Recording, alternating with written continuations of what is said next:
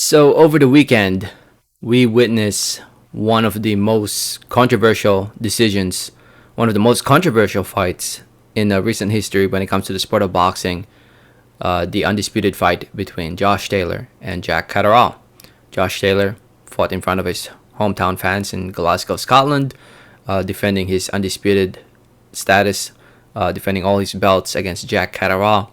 Fight ended up going the distance, went the whole 12 rounds, and Josh Taylor ended up winning the fight by split decision, with two judges having it in his favor, 114-111, 113-112 in favor of Josh Taylor. One judge had it in favor of Jack Catterall, 113-112.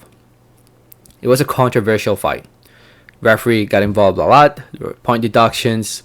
It was a very dirty fight as well, but it was a very damn good fight. I gotta say, I thought I was very entertained, and the decision, it spoiled it. The decision spoiled it. I've said it before and I'll say it again. I thought Jack Catterall got robbed. He clearly got robbed. I just don't know how you could score that fight for Josh Taylor. I could see you arguing it was a close fight, but still, even if it was a close fight, how could you have Josh Taylor winning the fight? It sucks. It sucks. And the sad part is, nothing will be done about it. I know there's like a bunch of reports saying that the British Boxing Board of Control will look into it, this and that, but the sad part is nothing will happen. I feel like it's going to be hard to change things up when it comes to the sport of boxing, when it comes to decisions. I feel like the best way to do it is actually to have a second set of judges, just to see, like, to guarantee that they would score it the same as the first set of judges. But, I'm not going to go into that right now. Main topic of the video is that both fighters have posted up statements on their social media pages regarding the fight. If you follow Jack Catterall on Instagram at JackCat1, he posted this up, and I'll read the statement for you guys. I feel bad for Jack Catterall, man. I really do. You gotta feel for the guy. He deserved the win, but did not get the win. He said, and I quote, he said, "You know what hurts the most? It wasn't for me. I done all this for my family, my team, my town, and country. My baby girl and missus, our future. Today I should have been waking up with all the belts, 15 months out of the ring. They all wrote me off, fucked me in every way possible for over 2 years. Finally got the fight, sacrificed everything to fight one of the top pound for pound ranked fighters. I gave him a lesson for what? Boxing, shame on you. Judges, fuck you. Dream stolen." You gotta feel for him, man. You gotta feel for him. I really do feel bad for Jack Catterall, man. I still believe he will be a champion, but obviously this fight will be remembered. He'll never forget about this, and that's what he said in his second statement. He posted up another statement, and I quote, it reads, I quote, "Nothing will ever change how I feel about Saturday.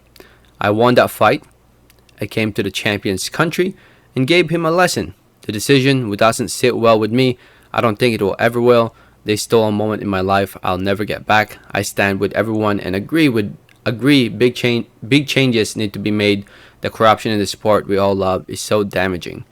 The support I've received since has been overwhelming, and for that I thank you all. And crowned king." Man. You really do gotta feel for him. If you don't feel bad for Jack Catterall, man, you're not a human being, bro. You gotta feel for him, man. He put in all that work. Even if you're a Josh Taylor fan, you gotta feel bad for the dude. I swear, I just don't understand how you could have Josh Taylor winning that fight. I don't. He struggled to land clean shots. He looked frustrated. Jack Catterall, someone made the argument that Jack Catterall took his foot off the gas after he scored the knockdown, that he was just on cruise mode, going the distance, that he wasn't really doing much to win those rounds.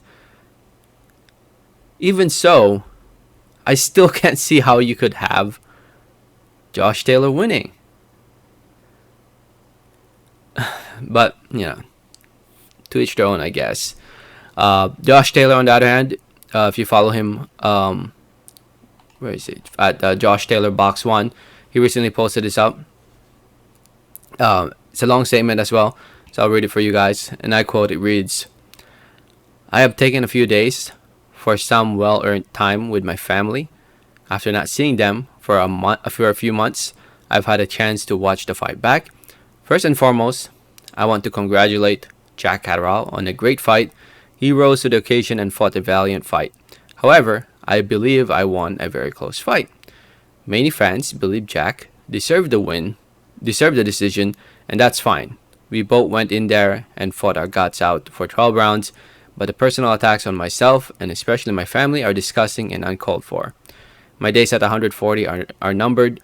My future is at welterweight. Jack Catterall deserves another title shot, and as soon as possible. I've never docked a challenge in my career. I'd happy to fight Jack again, but it would have to be at welterweight. Jack is a great sportsman, a hell of a fighter, and deserves every bit of the admiration he's been receiving. I want to thank my family, my team, the fans who packed the Ovo Hydro, and everyone who watched on Sky Sports, ESPN Plus, and around the world.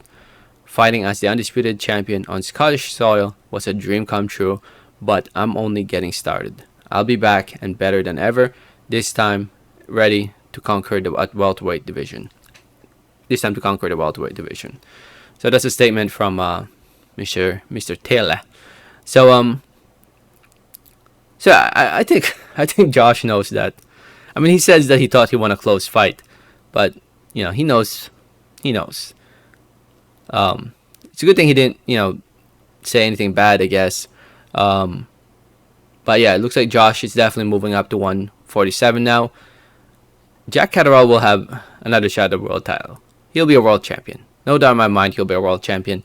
Heck, he has a very good chance actually of being undisputed. He could collect all the belts again. He could do what Josh Taylor did, travel the world and collect all the belts once Taylor vacates them all. But yeah, I could definitely see Jack, but you still gotta feel bad for him, bro. Man, it sucks. But it's happened before, and it will continue to happen in the sport of boxing.